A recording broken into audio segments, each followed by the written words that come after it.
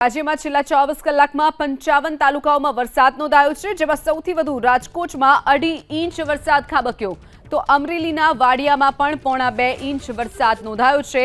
સુરતના માંગરોળમાં 1.5 ઇંચ વરસાદ વરસ્યો છે। તારાપુર અને જામજોધપુરમાં 1 ઇંચ, જ્યારે હાંસોટ રાણાવાવમાં 1/2 ઇંચ વરસાદ નોંધાયો છે। ભેંસાણ, ભરૂચ, લોધિકામાં પણ 1.5 ઇંચ વરસાદ નોંધાયો છે। તો છેલ્લા 24 કલાકમાં 55 તાલુકાઓમાં વરસાદ નોંધાયો છે। હવામાન વિભાગની જે આગાહી છે તેની વચ્ચે 55 તાલુકાઓમાં વરસાદ નોંધાયો। સૌથી વધુ રાજકોટમાં 2.5 ઇંચ વરસાદ નોંધાયો છે।